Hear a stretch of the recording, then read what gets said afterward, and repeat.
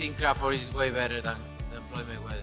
We already know. We knew Crawford is a great fighter. Listen, Crawford Mayweather would have been an amazing fight in their prime. Just like you insert Ray Leonard in there, just like you insert Ray Robinson in there. What a round robin that would have been. Right. You catch him, he want to catch you back. Mm-hmm. You know what I mean? You fight Bud, Bud's not running from nobody. You know what I mean? Yeah. And that's where I felt that I had the upper hand in our competition. Canelo responded to Terence Crawford accepting Floyd Mayweather's fight offer by warning that Crawford would defeat him. He praised Crawford as the better fighter today, crediting his remarkable achievements. Canelo called him amazing, highlighting his skill, timing, and success across multiple weight classes. He emphasized that Crawford has proven himself against top competition and deserves recognition from fans and experts alike. According to Canelo, Crawford has truly earned respect throughout the boxing world. He's way better than Floyd Mayweather.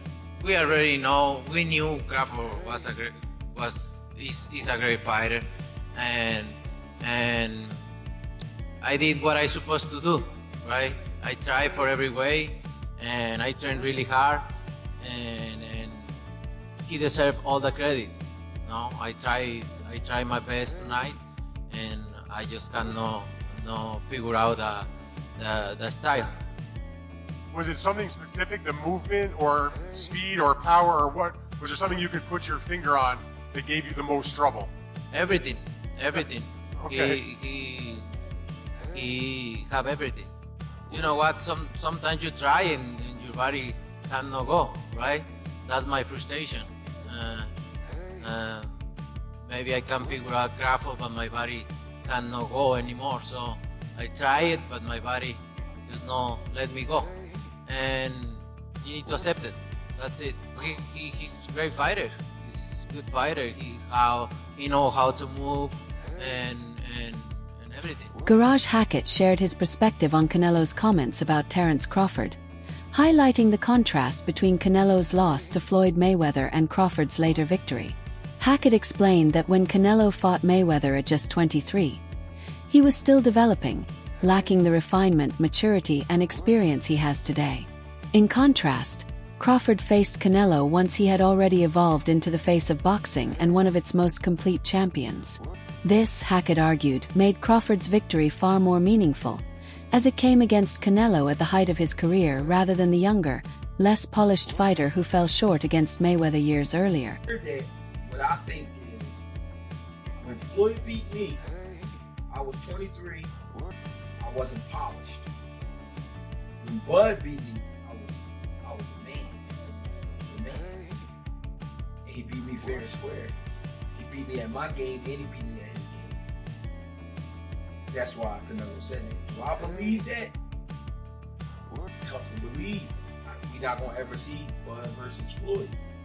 And it's crazy.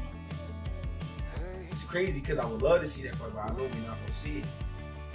But I can only take Canelo's word because he's the man that's been in the ring with both of them. But I understand why he said it. I was a kid when I fought. He wasn't a kid literally, but he was young. He was young. There was a lot he didn't know. There was a lot he didn't understand about boxing that he later on learned and got better. But Bud beat the better version of me, even though it's the ran down version. I'm saying that because it is some wear and tear there with Canelo. I've been saying it the whole time. When a guy got almost 70 fights in current time, with all those big camps he's been doing and all that, trust me, it's some wear and tear there. I'm not making excuses for Canelo. I'm just saying. I do give Bud his credit though for beating Canelo. And Canelo understands I am a better fighter today than I was back then. But that's hard to say because Floyd, you know what I'm saying? I feel like Bud took maybe 20% of what Floyd did and added that to his repertoire for this fight. So that's why I'm saying it's tough to say that. Joe Rogan expressed astonishment at Terence Crawford's stunning victory over Canelo Alvarez, emphasizing the extraordinary nature of the achievement. He noted that Crawford, at 37 years old, jumped up 2 full weight classes, something almost unheard of in boxing history. Rogan pointed out that no fighter at this stage of their career had ever challenged, let alone defeated, a champion of Canelo's caliber. He called it more than just a victory, describing it as a historic moment that showcased Crawford's greatness and cemented his legacy as one of boxing's most remarkable athletes. Like you're watching, like wow, towards the end, towards the final rounds, really started getting comfortable and really started putting it on him. I'm like, this is amazing.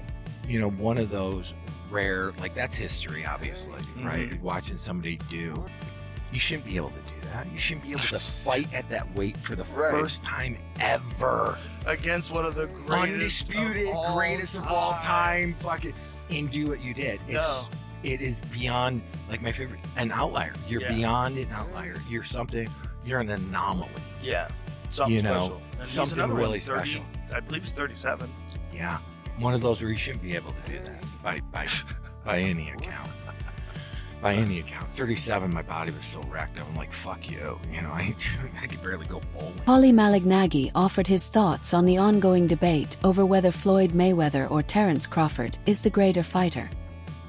He explained that such comparisons can never truly be settled, as each boxer belongs to a different era with unique challenges and circumstances.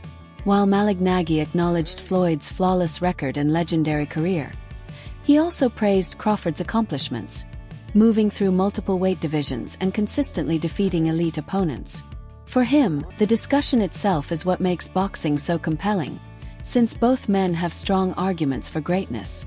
In Malignaggi's view, the debate may never reach a definitive conclusion, but it keeps the sport alive. 54-pounders, when it was in a young Canelo and a very tough Cotto who was punching very hard before the 54, you know. Remember, Cotto had knocked out Delvin Rodriguez at 54. He'd still done some damage at 54, and I thought won a title at 60. Yeah, and I thought he knocked out Martinez at 60, and I thought he gave Mayweather a pretty good fight at 54. I don't know. I can't say I disagree or agree. I just think that Mayweather, because it's so far away, so long ago, you know, and people sort of start to underestimate the things he did. You know, people talk about Canelo takes his repertoire from the Mayweather repertoire. No, he doesn't. Mayweather fought ex-champions. This guy's fighting guys who will never even may never smell a belt in their life, and he was defending. He was fighting them. So. You know, Mayweather, even if you're saying, oh, he didn't fight the very best, he still fought champions and ex-champions, even at 47, even at 54. Timothy Bradley shared a bold opinion, claiming that Terence Crawford has the tools to defeat Floyd Mayweather as well. He explained that Crawford's rare combination of intelligence, adaptability, power, and technical precision would allow him to break through Floyd's defensive brilliance. Bradley argued that Crawford's ability to make adjustments mid-fight, along with his sharp timing, would pose serious problems for Mayweather, even in his prime. His statement reflected deep respect for Crawford's skills and a belief that the Omaha star deserves to be mentioned among the greatest of all time. For Bradley, Crawford isn't just great. He's equipped to surpass the untouchable. Oh, absolutely. But Terence Crawford will whoop his ass. He would beat Floyd Mayweather. I'm telling you right now, he will beat Floyd Mayweather too. He will beat him too. He got everything it takes to beat Floyd.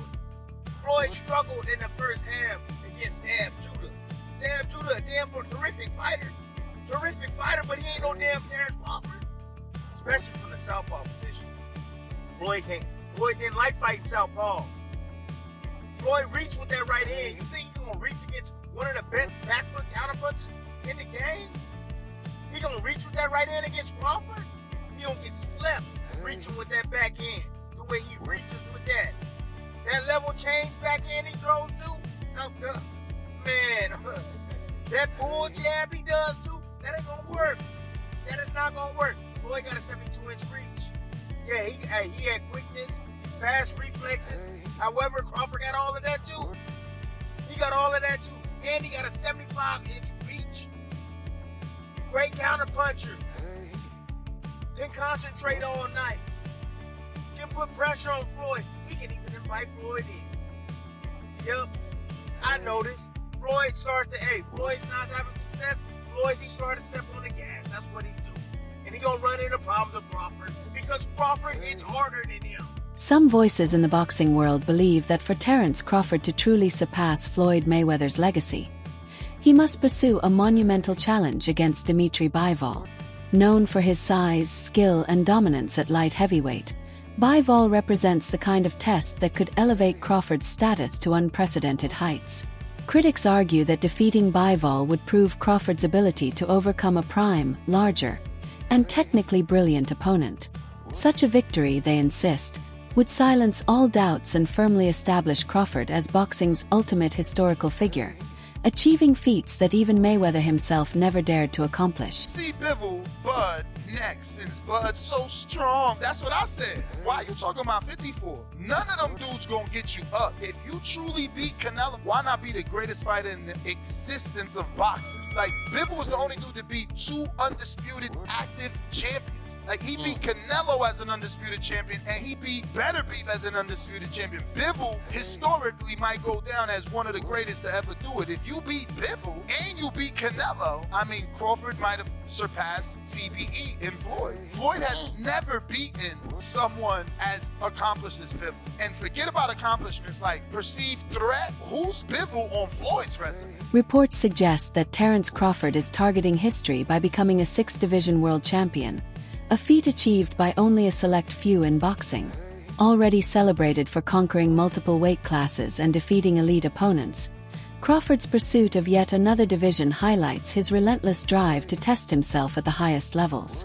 The possibility of him moving up to middleweight has sparked major excitement, as it would place him in the 160-pound division against naturally bigger, stronger fighters, further proving his greatness if he succeeds. And Terence Crawford and his team stated that if he does stay in the sport of boxing and he does move down, he's not going to drop down below 160. And so it's being reported that Terence Crawford wants to become a 6th division champion.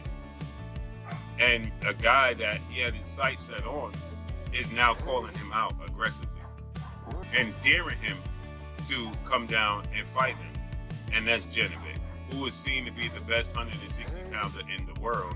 And he's the unified IBF and WBO 160 middleweight world champion. The middleweight division, 160, is a glamour division. There's the top 3 glamour divisions in the sport of boxing is welterweight, 147. Terence Crawford knocked out every opponent he faced at welterweight and became undisputed there. Adding to the intrigue, Janibek Alimkanyeli has issued a direct challenge to Terence Crawford, daring him to step up to middleweight without hesitation. Janibek, an undefeated champion with a rapidly rising reputation, views this as a chance to secure a career-defining showdown against one of boxing's all-time greats. For Crawford, such a fight would represent more than just another bout. It would be a pursuit of legacy and an opportunity to demonstrate dominance across yet another weight class. While it remains uncertain whether this matchup will materialize, the prospect alone has ignited debate among fans and analysts, making Crawford's next move one of boxing's most closely watched storylines. What did you do to actually get a win over? I agree with Augie. With what he said about Floyd, I'm going to say about Crawford. You got to punch with Crawford. You got to counter Crawford and punch with Crawford. You got to bang the body with Crawford. You got to stay on top of Crawford. You know what I mean? Fight him in that phone booth if you can. I mean, as I remember, that's exactly what I did. You know, Crawford, he switches and all that. I don't get that. I don't get out my hookup with all the switching he does. But what tripped me out was he got low in the ring. Like, he kind of like cut his height down. I had a field day with that. He should have stayed tall. You know, he cut his height down, and you know, I stayed in his chest. You know, and you gotta counter Crawford. You gotta fight Crawford. And what I always thought about Crawford was he's easily taken out his hookup. I thought, you know, maybe he fought his fight. I thought he fought my fight. Yeah, I was gonna say I think he grew out of getting out of his hookup. I think because, I think he learned how to just kind of adjust and do what needed to be done more so. Break that down for us, guys. What do you guys mean the hookup? Break that down for us. So yeah, you know what? Getting caught up in a war? I'll go ahead, Miguel. Like break down Bud getting caught out of his hookup. Well, you know, with Bud, I thought, you know, but you can easily get Bud to fight you. Back in the day. Yeah. And you know, Gamboa, you know, showed parts of that. You know, and Bud, all his fights, Bud fights you. Yeah. Bud gets, you know what I mean? Every fight I see Bud fighting, even still to this day, but I totally understand what Sean said. For sure. Bud's the truth. But when I see Bud fighting, you catch him, he want to catch you back. Mm-hmm. You know what I mean? You fight Bud, he fights, Bud's not running from nobody. You know what I mean? Yeah. And that's where I felt that I had the upper hand in our competition. An analyst reflected on the story of Miguel Silky Smooth Gonzalez, the last man to defeat Terence Crawford in the amateurs, noting how much the challenge of beating Crawford has evolved since then. He explained that overcoming Crawford today would demand extraordinary preparation and skill, much like what opponents once faced against Floyd Mayweather in his prime. The analyst emphasized that Crawford has become one of the most formidable fighters in the sport, blending defensive sharpness with offensive precision. His adaptability, evasiveness, and pinpoint striking now give him the same aura of invincibility that made Mayweather nearly untouchable for years. Absolutely, but they're probably thinking the way we were all thinking that just because of the weight he should be okay because he's the naturally bigger man. But someone like Crawford, obviously, who's done what he's done, you have to be on the top of your game. And I felt with Canelo, it was probably too many single shots that he was throwing, but he wasn't throwing the usual singles and backing it up because he was getting counted. And he wasn't allowed to. Yeah, it wasn't just that Canelo was bad, is what I'm trying to get at. Crawford was absolutely sensational in the night and the deserved winner and one of the best. Because the other side of the argument would be that they actually thought they might be getting Crawford at the right time because they hadn't fought for a while and had some particular surgery. I mean, did it go, as I said to you at the top of the show, Bomac, I mean, I watched you in the corner and I thought it was a exercise in how a corner should be conducted in terms of communication, the coherency of it, and the discipline behind who spoke, when they spoke, what they said, and what needed to be heard. Did the fight go exactly as you had mapped out in your mind and what you thought would manifest itself? Is this your last fight? You know, it's really with Max Kellerman going in and making that the stop part of his questions. Do you think, Bomac, that he gets the recognition and the appreciation that his achievements merit? Definitely not. Definitely not. Why do you think that is? I think because of the simple fact that Terence is his own man. You know, he knows the path that he wants to go. And some of the boxing critics or some of the boxing people around boxing figure he should go this route or he should go that route. When he didn't go that route, he went this route. He's ducking the other middleweights. The other welterweight, so he's ducking the 140-pounder. No, he's not ducking them, he's just not available. Well, he should have went this way. I didn't want to go that way. I wanted to go this way because that's the way I wanted to go. Brian Bomac McIntyre, Terence Crawford's longtime trainer, shared his perspective on the victory over Canelo Alvarez, describing the fight as surprisingly easy due to their thorough preparation for every possible scenario.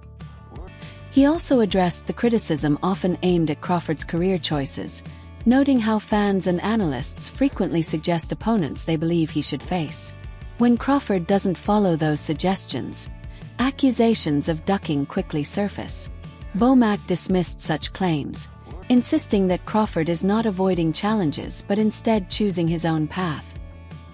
He argued that Crawford's legacy should not be dictated by outside demands, but defined by the consistent success he has already achieved inside the ring. Floyd closely, like I have, you will notice that he never wastes any steps while he's in the ring. He will pivot just enough to take away the angle from the person in front of him, then he will reset in the center of the ring, and his movement and his footwork was just perfect. And it was his feet that made him control every single fight, putting him in the perfect position to defend punches. Then that small little sidestep either way put him into the position to be able to land punches back. And he would also use his front foot to apply pressure with them small little steps, waiting for that moment to land them punches. And if you train boxing, you should be constantly working on the specific footwork, things like you need to work on, because you might agree with me, but without good feet, nothing else matters. Tony Jeffrey weighed in on the debate by highlighting the unique qualities that made Floyd Mayweather virtually untouchable in his era. He explained that Mayweather's brilliance went far beyond defense, extending to his footwork, timing, and ability to outmaneuver even elite opponents. Jeffrey noted that Floyd's movement was nearly flawless, enabling him to frustrate some of the sport's greatest fighters. He also reminded fans that Mayweather built his legacy by defeating a long list of legends, which further validated his standing among boxing's all-time greats. Jeffrey's remarks underscored that while Crawford's feats are extraordinary, Mayweather's career remains technically unmatched and historically iconic.